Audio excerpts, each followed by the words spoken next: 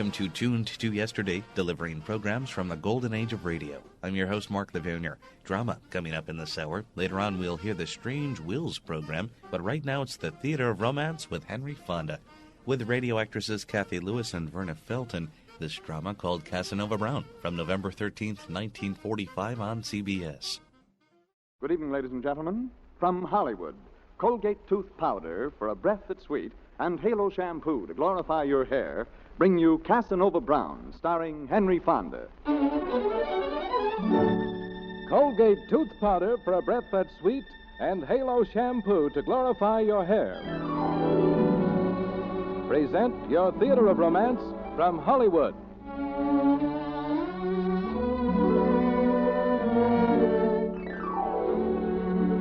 Tonight the curtain rises on your Theater of Romance and its production of International Pictures' hilarious comedy romance, Casanova Brown. Here is your play and your star, Henry Fonda.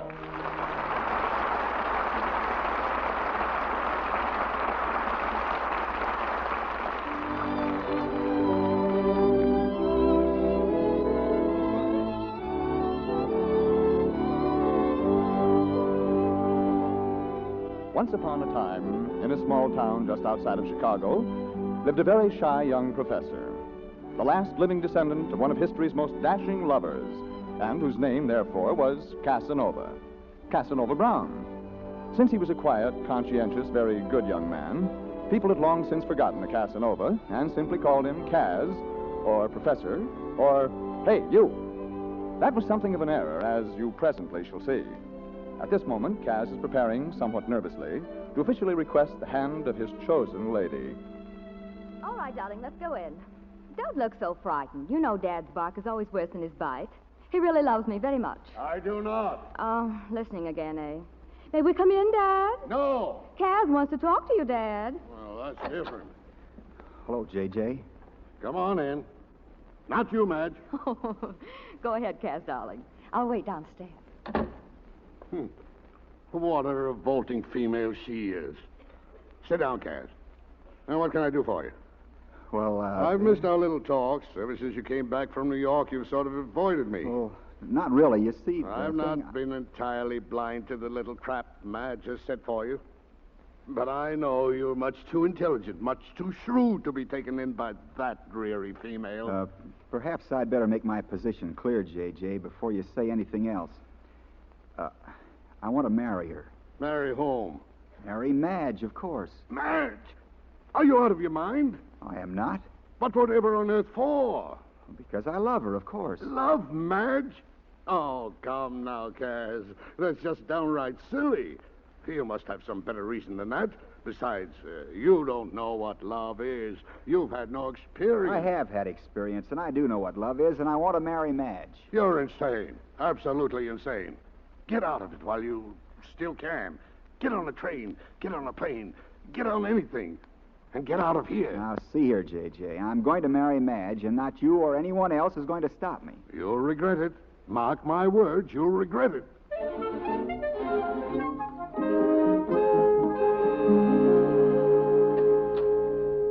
Hello, Cas. Ready yet? Hi, Pop. I will be in a minute. Never mind a pop routine. You aren't my son-in-law until after the ceremony tomorrow. And then may heaven help you. You know, you've still got time to get out of this booby trap. By 1 o'clock tomorrow, you could be across the border, into Canada. It's no use, J.J. I'm not going to be demoralized by a cold-blooded old sinner like you. Oh, well. I suppose under democracy, every individual enjoys the right and privilege of being as much of an imbecile as he pleases. By the way, I picked up your mail downstairs for you. Thanks. Just throw it on the table. We've got to get over that wedding rehearsal. Say, what are you doing canoodling around with the maternity hospital? Don't be silly. Who's canoodling around with a... What? Well, that's the return address in this letter. Ellen Harris Maternity Hospital, Chicago, Illinois. Oh. It's probably just an ad. Toss me that blue tie, will you? Yeah. Thanks. Ad? Well, they got a nerve soliciting a man's business before he's even married? Sounds unethical to me. Shall I open it? Go ahead. Dear Mr. Brown, Well, this is a rather sinister method of solicitation. Dear Mr. Brown, a matter of personal importance and one which I would rather not be obliged to take up in correspondence unless you prefer. I was involved in a little blackmail accident at one time. The letter sounded exactly like this. Well, finish it, will you? I suggest that at your earliest convenience, certainly not later than the end of the week, you call at the hospital and consult with me. Cordially yours, Martha Zernicke, M.D. Let me see that. Have you been in or around Chicago recently?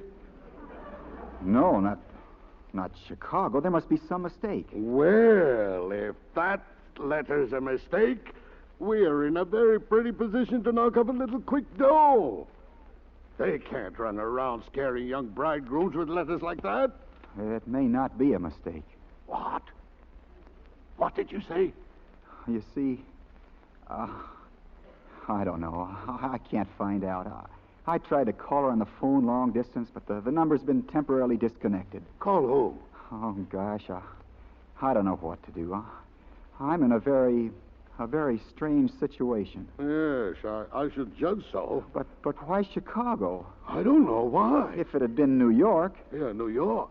Yes? But Chicago.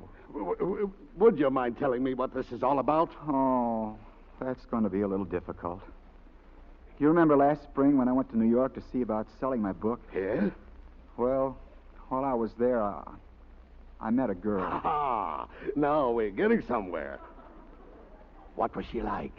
Oh, she was like no other girl you've ever seen in your life. I liked the way she walked. I liked the way she looked. I liked the way she looked at me. So we got married. You what? We got married. What makes you think that bigamy is an attractive state of affairs? Oh, we aren't married now. Her family had the marriage annulled. She was underage. Her family and I didn't hit it off, and she sided with her family. The reason I've never said anything was because, well, it all happened so fast I never even had a chance to break the engagement with Madge. Oh, people like you should never be allowed in New York unprotected. What are you going to do about it? Well, I guess I better go to Chicago and see what this is all about. If I fly, I can be back in plenty time for the wedding tomorrow. It may be some sort of mix-up. The letter doesn't say anything about Isabel or a baby. Okay, go ahead, Papa.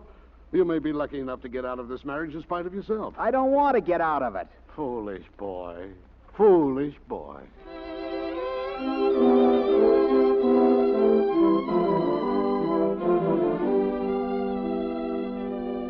Now, see here, I didn't come up here to answer a lot of questions or go through all these ridiculous physical examinations. I came to see Dr. Zernicke. You will in due time. You cannot expect to change hospital procedure, you know, Mr. Brown.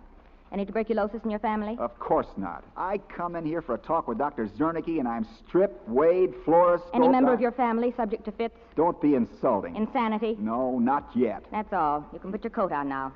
Oh, when do I see Dr. Zernicke? Right now, Mr. Brown. The record complete, Miss Carr? Yes. He's in excellent physical condition. Good. I'm glad to hear that. Would you mind telling me just what concern my physical condition is to you? Why we naturally want it as a matter of record. You may file the report, Miss Clark. Yes, Dr. Zernicke. When is the wedding, Mr. Brown? Tomorrow. How did you know about that? We make it our business to know those things. That's the reason we were in such a hurry to get a record of your health. The usual procedure. Is it? Why, yes, Mr. Brown. Don't you think it's a good idea? Oh, so that's what your letter was about. Well, it seems a little premature, but I'm sure it's very efficient. I didn't know what to think when I got your letter. Well, goodbye, Doctor. If there's ever any blessed events in our family, we'll get in touch with you. Just a moment. Don't you want to see your baby? My baby? Oh, you must. She's such a little love. You just come along with me.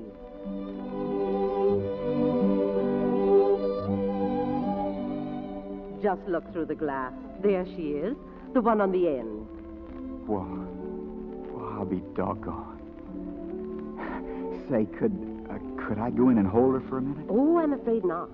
No one is allowed in there but the doctors. Oh, I suppose not. Well.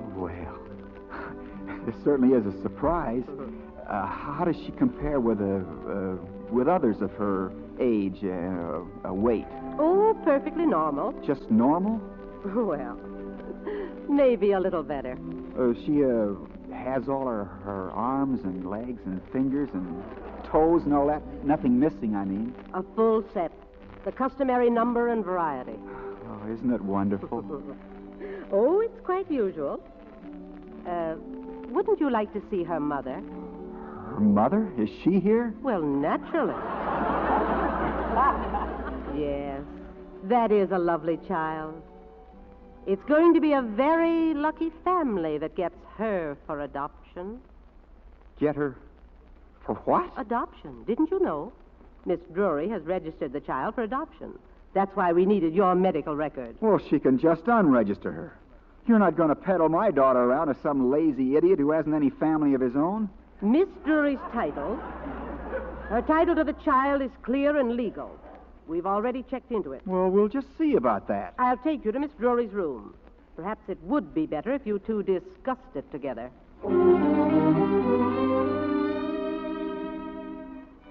Hello, Isabel. Hello, Cass. Gee, you look good. Thank you. You look pretty good yourself. How do you feel? Oh, I'm feeling fine. Well, then what's the idea of giving my baby away? Your baby? Isn't it? Well, technically, yes. Oh, then what's the idea of giving my technical baby away? You seem to forget, Cass, that I'm under no obligation to account to you at all.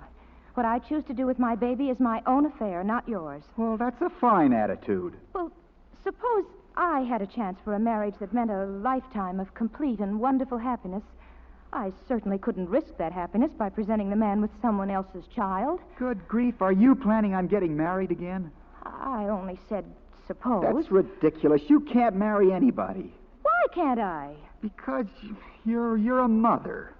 Well, that's not stopping you. I'm not a mother. Well, you're a father. Oh, you can't do it, that's all. You can't throw that baby away and marry some creep you've dug up. And while we're on the subject, why didn't you write to me? You know I loved you. You knew there was no one else in the whole world for me, no matter how nutty your mother and father were. I did not know. You never wrote to me. I waited and waited. I waited until it seemed foolish to wait any longer. As far as I could see, you'd just forgotten. And keep my mother and father out of this. I never forgot. You were never out of my thoughts for one single day. I've tried to drive you out again and again, but I couldn't. Please, Cass, you're in love with someone else. Me? Who? Well, you are engaged to be married. That's right. Holy smoke, I almost forgot. I got to get out of here. Now, see here, Isabel, I'll have to come back later and argue with you, but don't you dare give my technical baby away. I'm sorry, Cass, but I'm going ahead with my plans, just as I've made them. That's your final word? Absolutely. Okay, we'll just see about that. Dr. Zernicke! Dr. Zernicke! Dr. Zernicke! Calm yourself, Miss Clark. What on earth is wrong with you? I went to get the Drury baby for a feeding, and she was gone. The attendant said a tall man who said his name was Dr. Brown took it away. We have no Dr. Brown. But it must have been the baby's father. He must have stolen the doctor's coat and mask somewhere. Have the building searched at once. If you don't find him, call the police.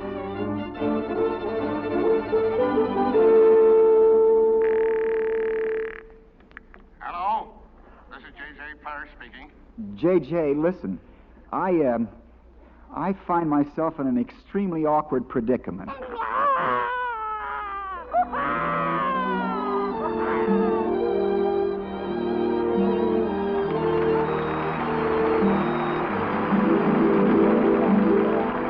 Before the second act curtain of Casanova Brown, starring Henry Fonda, a word for Colgate tooth powder.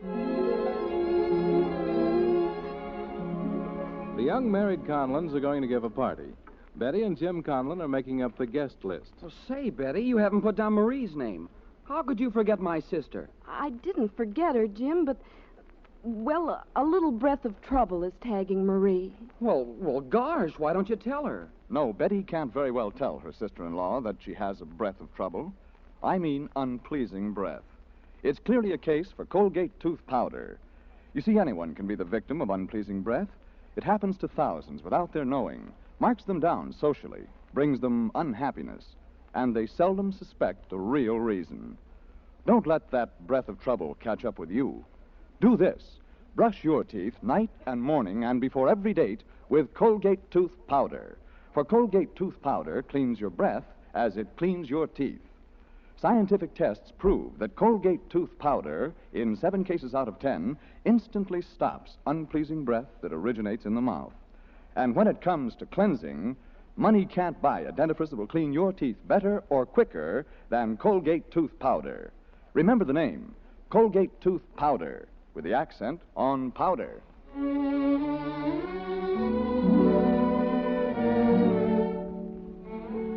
And now, Colgate tooth powder and Halo shampoo bring you the second act of Casanova Brown, starring Henry Fonda.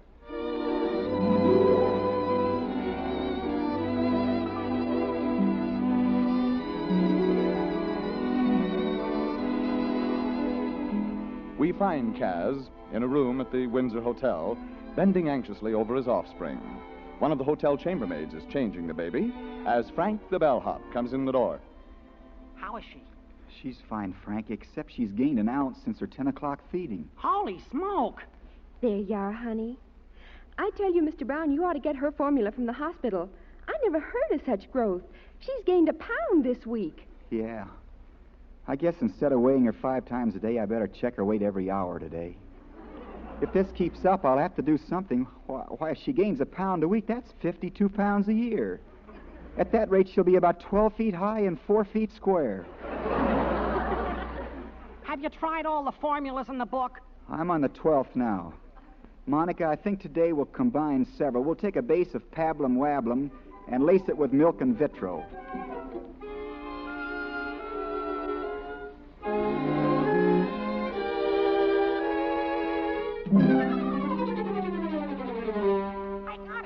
I got the baby's formula. Frank, how'd you get it? I asked for it. The minute they heard your name, they gave it out to me. You didn't tell them where I was. I didn't tell them. What do you take me for, a chump? I just walked in and I said... You walked in? In that uniform? Sure. With Windsor Hotel written on your sleeve? Holy jumping Jupiter, I never thought of that. Gee, Mr. Brown... Keep still and let me think a minute. You think they'll come for her? Sure they'll come for her. But how can they, if you're the father? Being a father's not enough. You've got to be a mother, too. A man's not capable of taking care of a child, not according to the courts. He can build bridges, he can fly around the world, he can be president and run the whole United States. But taking care of a child is too much for him. For that, you've got to be a woman. Any woman. You mean if you married again, you could keep her? That's right. That's right. Monica, I find myself in an extremely awkward position. Yes, sir. Are you married?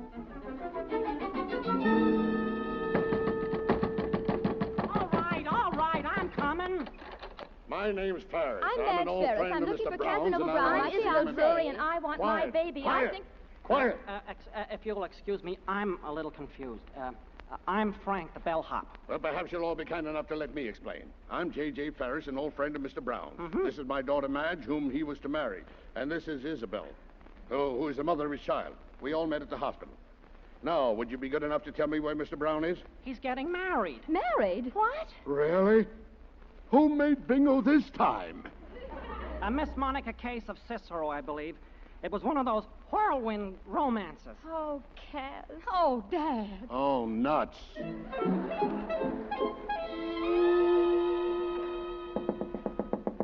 Mr. Brown, it's me, Frank. We got you moved into this room just in time. The whole mob's in there now, waiting for you. Where'd you say I was? Down at City Hall, getting married? Good. We're going down to get the license as soon as they clear out. You let us know, and then you can come over and watch the baby while we go. But where's Monica? She's downstairs getting dressed. Did anyone see you come in here? I did. Isabel. Oh, Frank. Oh, you spied on me. I'm sorry. I'm sorry. It's a bad habit. I'll try to do something about it. Well, I'd better get back and keep an eye on the other ones. Keep them over there, will you? Yeah, I'll try.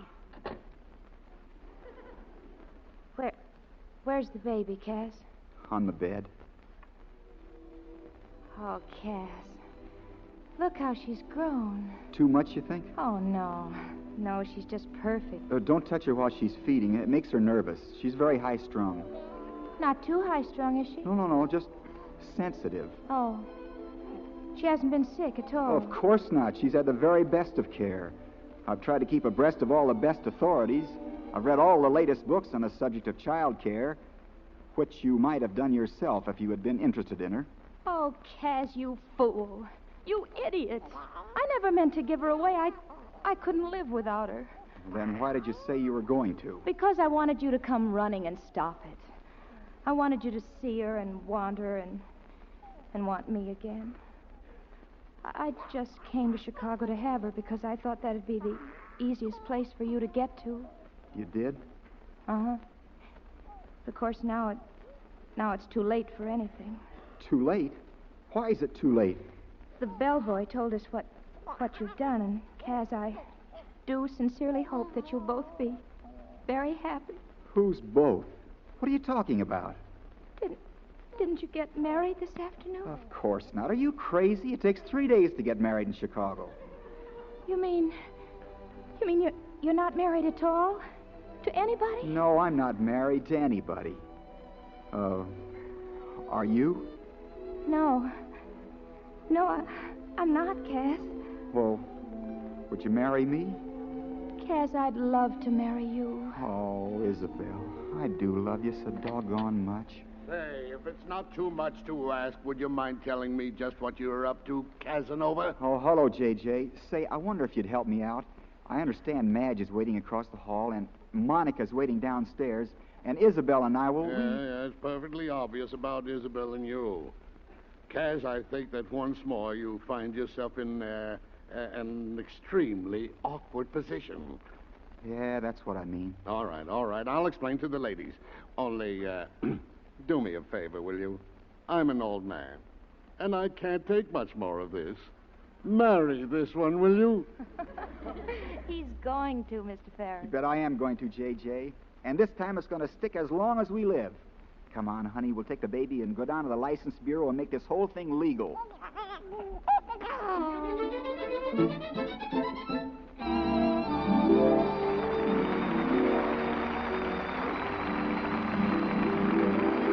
Henry Fonda, star of tonight's presentation of Casanova Brown, will return to our microphone in just a moment. Halo, everybody, halo. Halo is the shampoo that glorifies your hair, so halo, everybody, halo. Use Halo shampoo if you want naturally bright and beautiful hair. For soap shampoos leave a film on your hair, but Halo contains no soap, therefore leaves no dulling soap film.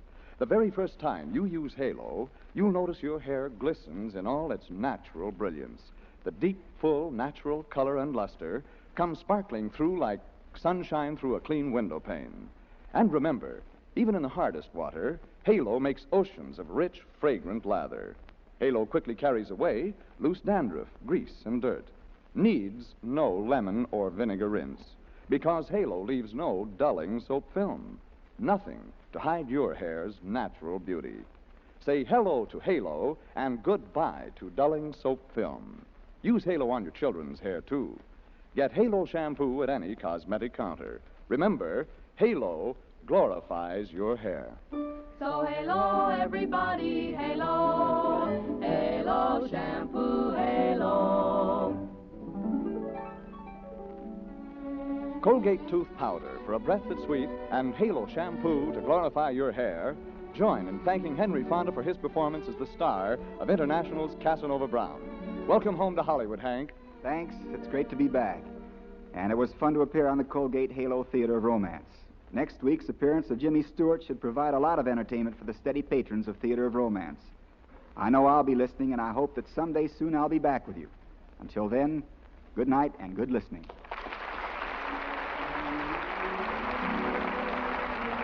Bulletin for the future.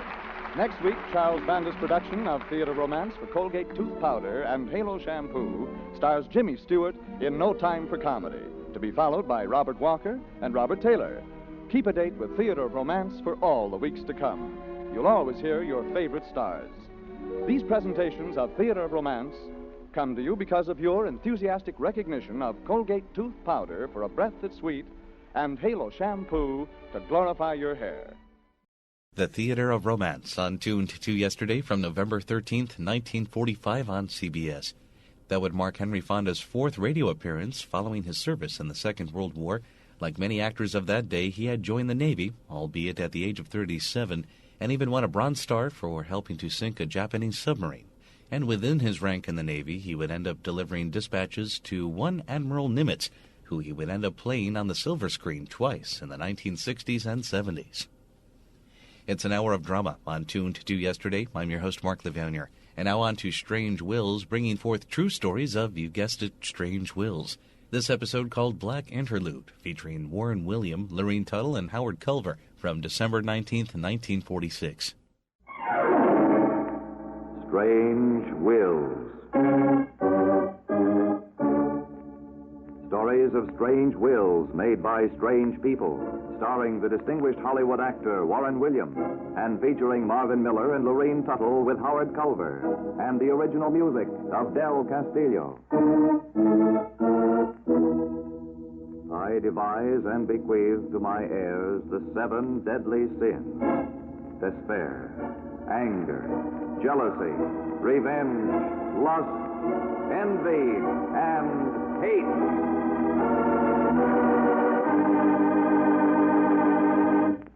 And here is Warren Williams. These are the stories of strange wills gathered from probate courts the world over. Many of them written on deathbeds or under highly emotional circumstances clearly show that the writers of the wills used this last chance of self-expression to vindicate within their own hearts the flagrant sins of omission and remission made during their lifetimes.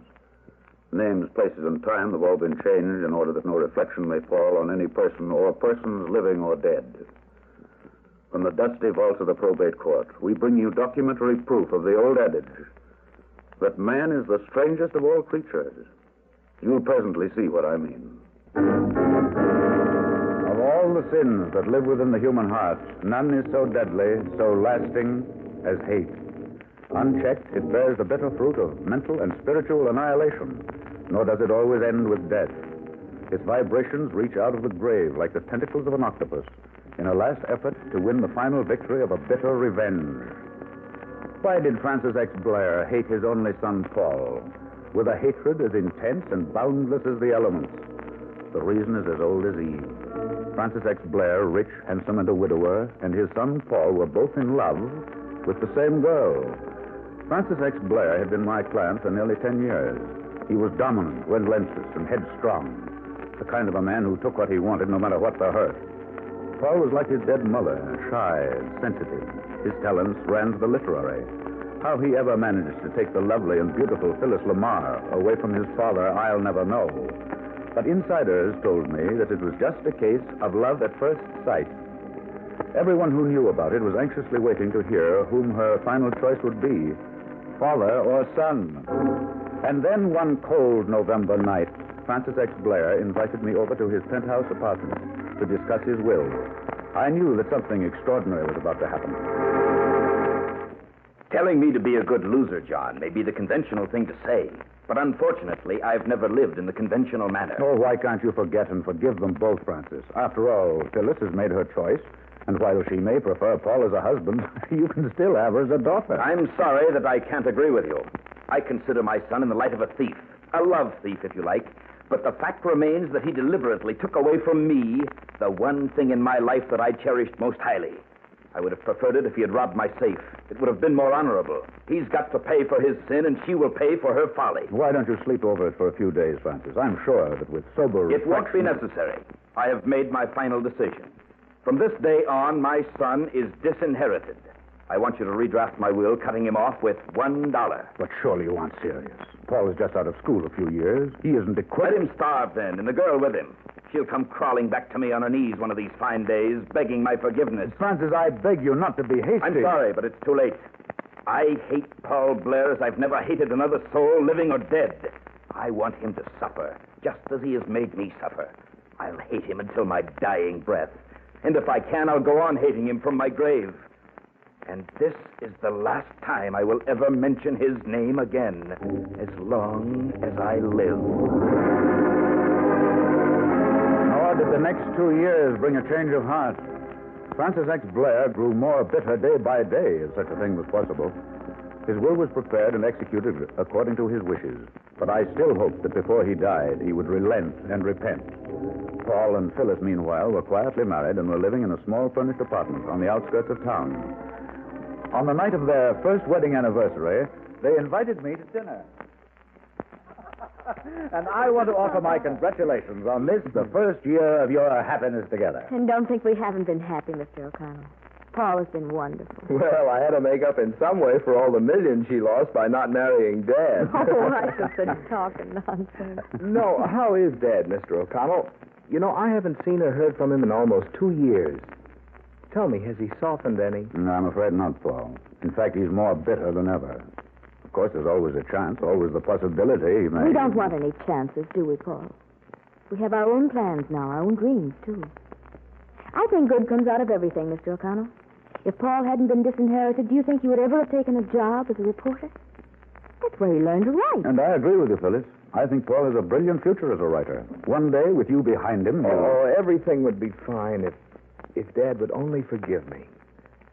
I know it sounds foolish to you, Mr. O'Connell, but his continual hatred for me is preying on my mind. You see, I've never hated, and the thought of someone hating me, well... Now, I'm sure you feel badly about it, Paul. But you see, you wounded your father's ego. That's a dangerous thing to do to anybody. I've told Phyllis this before, and she laughed at me, but I want to tell you too, Mr. O'Connell. Sometimes I imagine I hear my father laughing at me. Laughing as though he expected something to happen to me, something... Oh, please, Paul, get that thought out of your mind. Nothing that your father can say or do will change anything. Our lives are our own. We're the masters of our own destinies. Voodoo, witchcraft, and superstitions are obsolete. And when next you see Francis X. Blair, Mr. O'Connell, please ask him to stay out of Paul's dreams. He may not know it, but I'm getting a problem child on my hands. But I never saw Francis X. Blair again, that is, alive. He died in his sleep just 2 days after my visit with Paul and Phyllis, and he had neither forgiven nor forgotten. I attended the funeral and sat with Paul and Phyllis. Paul looked disconsolate, discouraged that the hatred in his father's heart was being carried to his grave.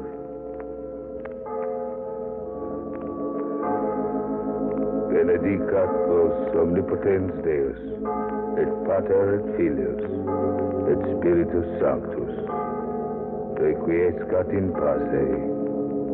Amen. As the little funeral procession walked slowly out of the church, I wondered if this was to be the end of hate. Surely death would be the great healer.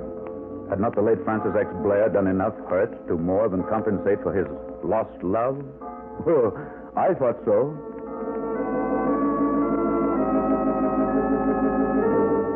But early one evening, several months later...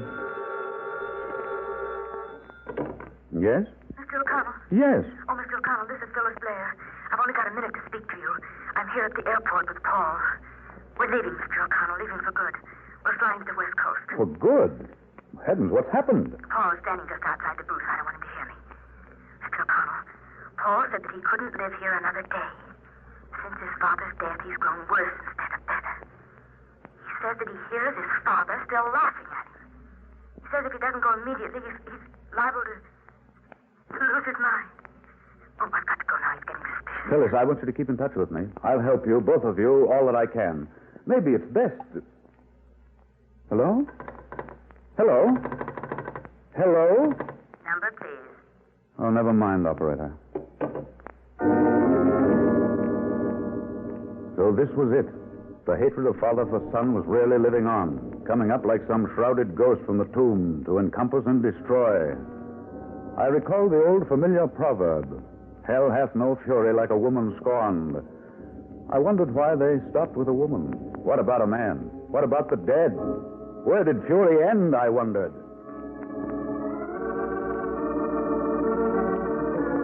A few months later, I received my first letter from Phyllis. The change had done Paul good. He'd turned to freelance writing and was concentrating on radio scripts. They were building their lives anew. Yes, it was a long way from the grave of Francis X. Blair to the West Coast, Long enough, I hope. I felt happy about Paul and Phyllis for the first time in months. But one night, quite unexpectedly, I received a telegram. It was from Phyllis. She told me the very thing that I'd been fearing. Paul had been committed. Committed to an institution for the insane. She begged me to come at once, and I saw there was no time to be lost. How to fight against a man dead these many months was a problem that offered no immediate solution. But there had to be an answer. Of that I was sure, and I meant to find it. I left that night by plane to enlist my services in the fight against hate and its vicious allies, the 7 deadly sins. Oh, Mr. O'Connell, I'm so glad you've come. I'm so glad. It's been a nightmare. And I'm glad to be here, too, young lady. I intend to see this thing through, no matter how long it takes. Oh, thank you so much. Just take hold of yourself now until we have this thing licked. First, I want you to tell me everything that happened to Paul since the day you came.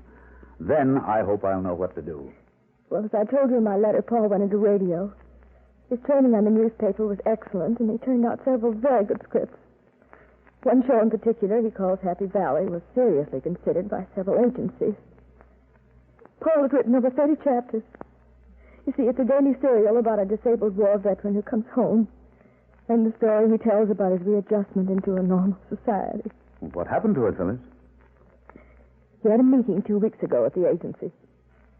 As I understand it, several people were present. Directors, actors, and the man who was to sign Paul to a contract, and Mr. Henley, the agency's producer. He took Paul into his private office. Everything was going along nicely. They were about to come to an agreement. I've gone over your script very carefully. You've got a fine show here, Mr. Blair. Read the staff read it, and they all liked it. Well, thank you very much. Very much, Mr. Henley. You don't know how I appreciate all this. Don't thank me. I'm a businessman. I'm not doing this out of sympathy. You've come up with something we like, and it's a deal. I'll have my secretary draw up the contracts. 5 shows a week, 52 weeks, with an option for renewal, and you'll receive $100 a show. That's the minimum scale, I know, but still a lot of money. That sounds good to me, Mr. Henley. I'm ready to sign. No, excuse me. Surely. Henley. What? Called off. Why does he have to get a sore throat when he's singing for us? Tell him I'll fly east today. Tell him to meet me at the airport. Yes, I'll leave here in about an hour. He can't do that to me. Hey, Blair, I can't sign your contract today. I've got to rush east. Come back next week. I'll have my secretary get in touch with you. See you later. I'm sorry, Mr. Blair, but it just can't be helped.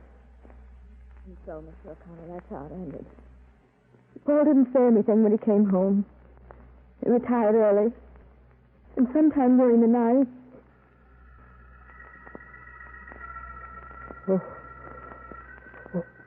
What's that? Who's there?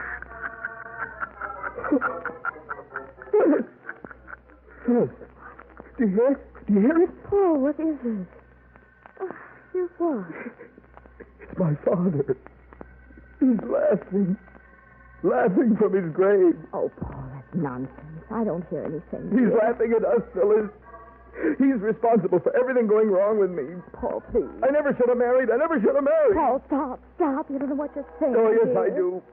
I know I'm through with everything. I can't stop my father from hating or from destroying me. It's no use, Phyllis. It's no use. I'm through. I tell you, I'm through.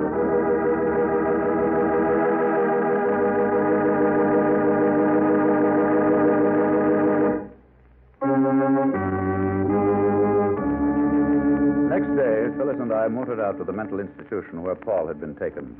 The late Francis X. Blair had a fight on his hands, whether he knew it or not.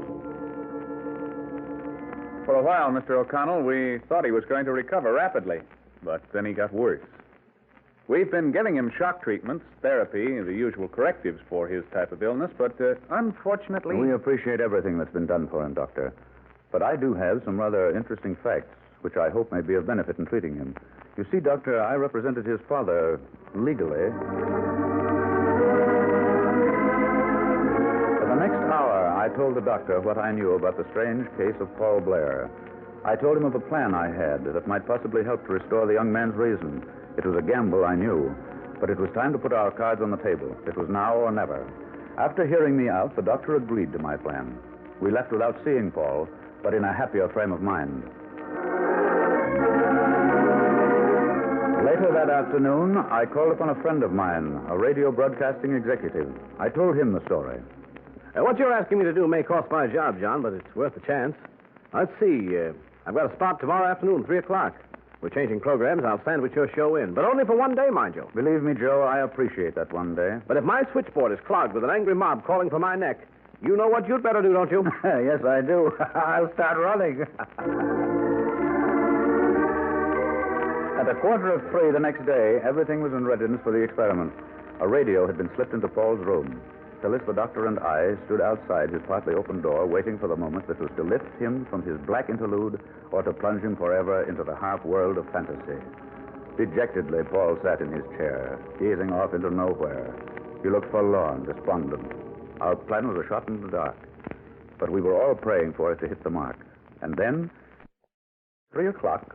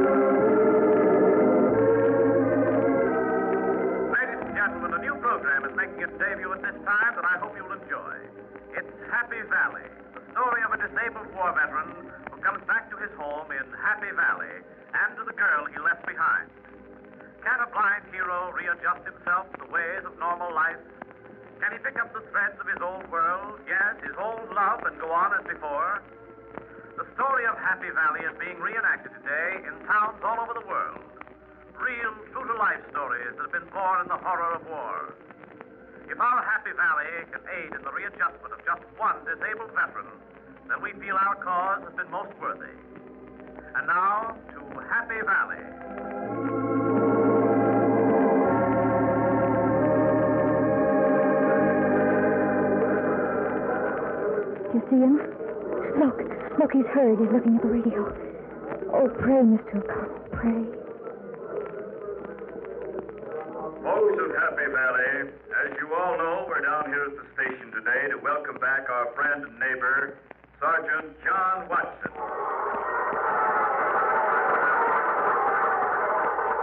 5 years ago, he left us to serve his country. He was just a boy then, and now he's coming back.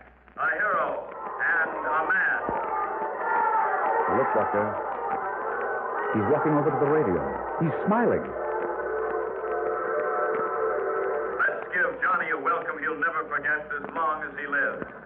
I don't have to tell you that he won't be able to see us. He can only hear us. We all know that John Watson is blind. All right now, let's let him know we mean what we say. Paul was listening intently now, almost eagerly. Hands in the pockets of his dressing robe, he was pacing the floor excitedly. Would our desperate gamble work out? It had to. Welcome home, Sergeant Watson. We're all mighty happy to have you back, and we're proud of what you've done, down to the last man of us. I haven't got the key to the town to offer you. You won't need it. Every home here in Happy Valley is your home, son. Yes, all yours, from now on in.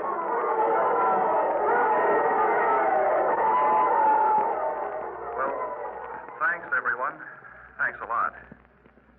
You don't know what this means to me, after being gone 5 years, and 2 of it spent in a hospital.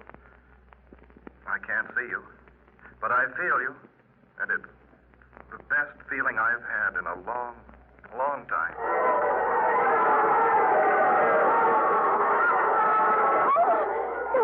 Doctor, Mr. O'Connell, look, Paul. He's fallen. Maybe he's... Turn off the radio, please. Go on. Here, Mr. O'Connell, give me a hand. We'll carry him over to the bed. Careful. Move that pillow, Phyllis. Oh, yes, I'm sorry. There we are.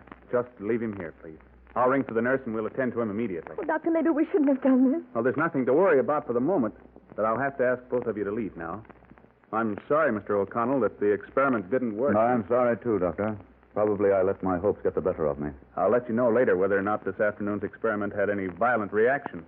I'm afraid, Yes, though, that... Doctor. I'm afraid that I made a jumble of the whole business. Thank you again. I'll call you later. Our return trip was a bitter one. We'd taken a chance and lost. Instead of shocking Paul out of his mental depression, my idea had caused a complete collapse. As we walked slowly into the Blair apartment, Excuse me, Mr. O'Connell. Yes? Is Mr. O'Connell there? This is Joe Parnell at the radio station. I've been trying to locate him for an hour. For you, Mr. O'Connell. thank you, Phyllis. Hello? John, where in the world have you been? I've called you everywhere. I just this moment came back from the hospital. Well, the switchboard's been swamped all right, just as I was afraid of. Only listen to this. Happy Valley is a smash hit. Hundreds of people have called and wired their congratulations. Well, I'm happy to hear it, Joe. Only For heaven's sakes, only what? that the idea backfired, Joe. Paul Blair heard his show at the hospital and collapsed before it was half over. The shock was too severe. We fear for the very worst. For 3 long, never-ending days, Paul Blair lay unconscious on his bed in the sanatorium. I felt chagrined, angry that I'd permitted myself to take such a desperate chance. I wondered through those long hours of Paul's black interlude whether or not the evil voice of his dead father was reaching him. Had Francis X. Blair achieved his bitter revenge even from the depths of his grave? Phyllis and I waited impatiently to learn the answer. Yes? Mrs. Blair, this is Dr. Fry. Yes, Doctor. What is it? What is it? Paul regained consciousness about an hour ago. I'm very happy to say he appears to be quite rational. He's asking for you. Oh, thank you, Doctor. Thank you. Oh, I'm so happy. I'm so happy.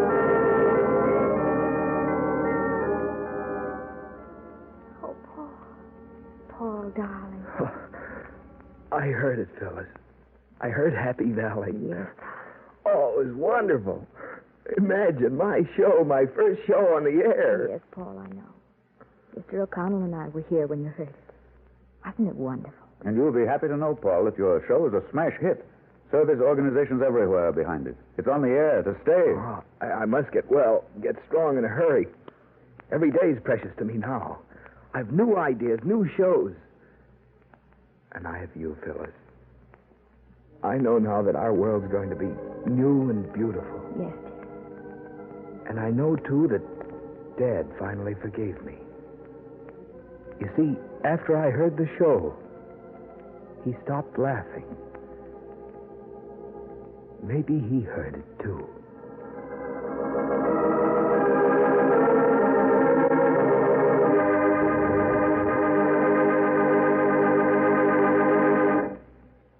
Warren William will be back in just a moment to tell you what the official records say about the probate cause of the Black Interlude. But first, here is a word from our sponsor.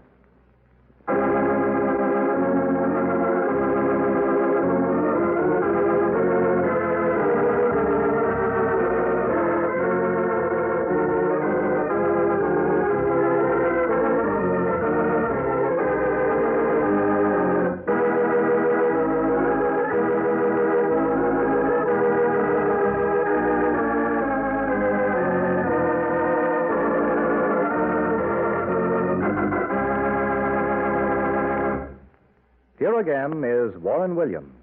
After a protracted hearing, the court decided that the testator, Francis X. Blair, was of unsound mind when he made his will, and his entire estate eventually went to his son, Paul.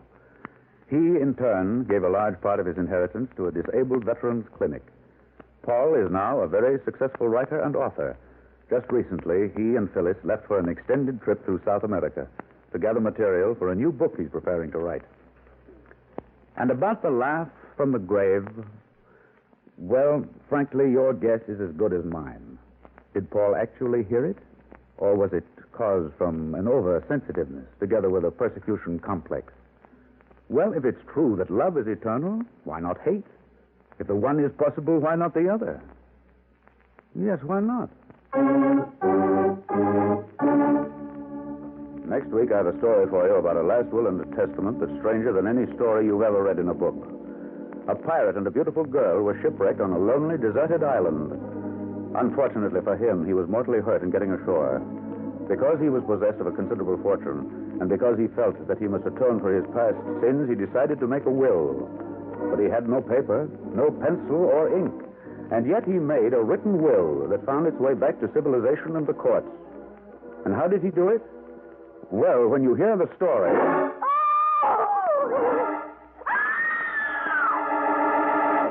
The Lady and the Pirate, you'll understand more about it.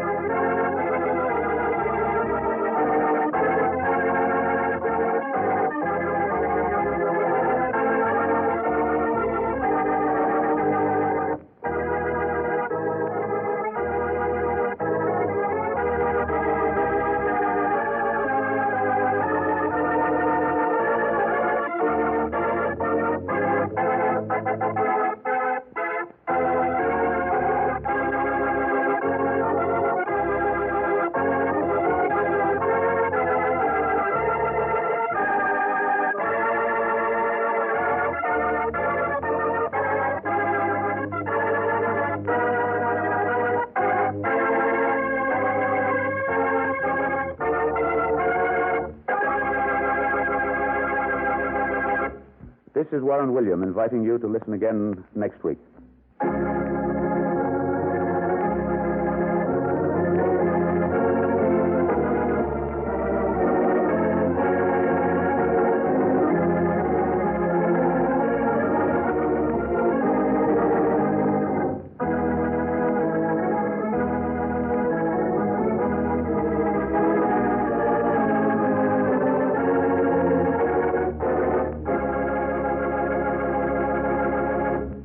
Strange Wills is written by Ken Cretin and directed by Albert Ulrich.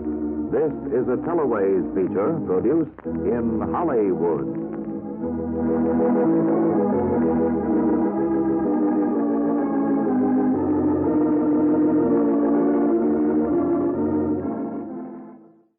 Strange Wills, on Tuned to Yesterday from the 19th of December, 1946, a syndicated broadcast.